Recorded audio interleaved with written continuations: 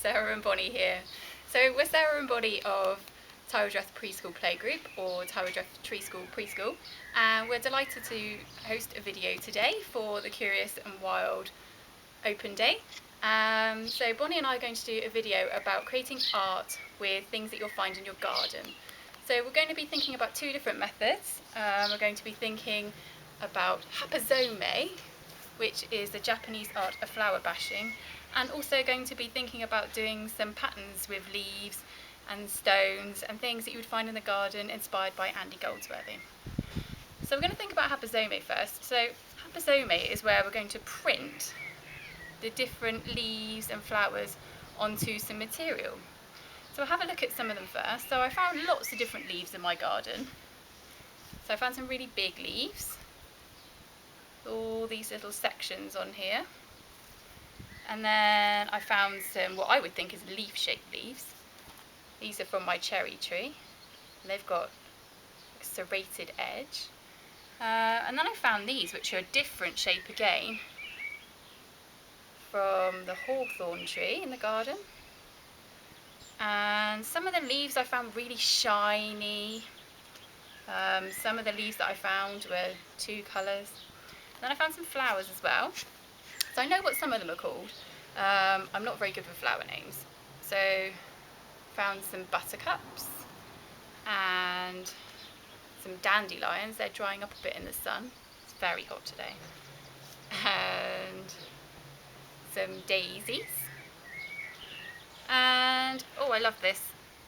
And some herb Robert with the little pink flowers. And the leaves are very interesting as well. Some of them are red, some of them are green.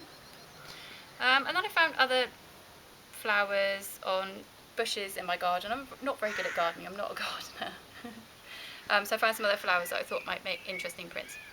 So you need canvas or some kind of material, some kind of cotton material to Hapa Zome on. So what I find works really well is, school shirt. Okay, so don't go cutting up your school shirts without asking, but if you've been on lockdown and you've not been going to school and you're not going back to school for a while, it might be that you'll have about 6 months off school. So maybe your school shirts won't fit you when you go back to school. So I've cut some sections out of some school shirts. So I've got some smaller pieces here which I'm going to use today. So when you have a Zome, what you're going to do is get a whole piece of material and lay it down. It needs to be on somewhere flat. Now there's lots of different ways that you can bash your stones. I like to use a peg mallet.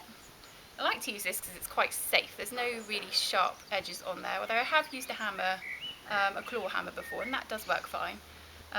So here is the hammer. So when we think about forest school, and I've forest school trained with Curious and Wild team, we think about when we're using a tool, we have to be very careful when we're near people. So you have to hold your tool out, and you should think about a circle around you to work in, and you should use the tool at the end of your arm plus the length of the tool again. So it's about the circle you're imagining. At forest school, in my forest school, we call it a safety circle. So just be aware when you're using a tool. So I'm going to choose some things to pop on here. I'll hold it up so you can see. I'm going to have a buttercup here, be a daisy. We'll try these. I love these little poppy fuchsias, they've just come out. Hawthorn leaves don't feel very wet, so I don't think that will work very well. I know that this works well. I might break some of it off, I don't need the whole piece.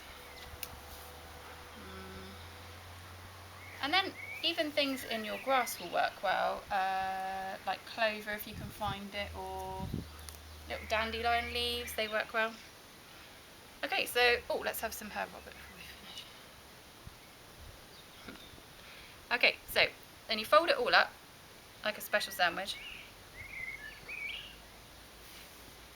And then you get your hammer. And when we do hammer work at forest school, I always speak with my participants about bending here when you use the hammer on this pivot point to bash, because then that's not very close to your face.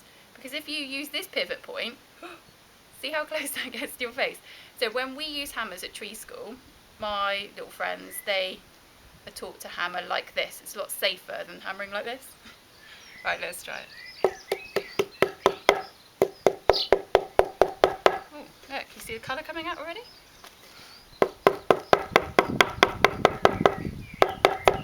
Oh, I can see the fern here.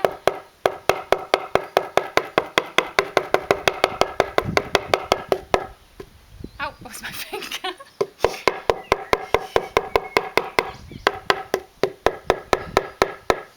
I think you can feel about and feel where you've got things. Oh yeah.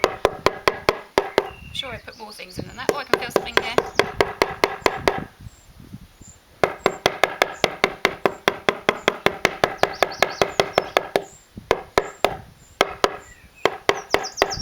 I think that's it. There it is all folded up. Like to see it open? See the light shining through there. Wow. Let's have a look. So you pick the bits off. That's very wet. There's the daisy.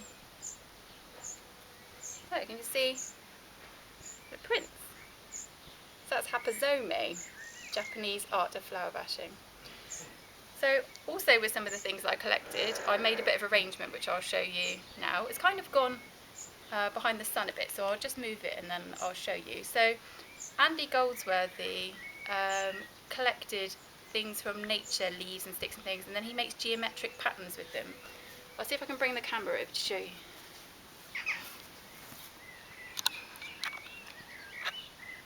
So this is an arrangement that I did. It's kind of half in the sun now. It's a bit difficult to see. Can you see? So I used the base of a circle and then also kind of lines of points of a square, but you could use any shape. So I've used stones and leaves and shells, so all kinds of interesting things. There we go. There's Bonnie. Right. There's Luxillium. So just say goodbye. Bye. Bye everybody. Bye.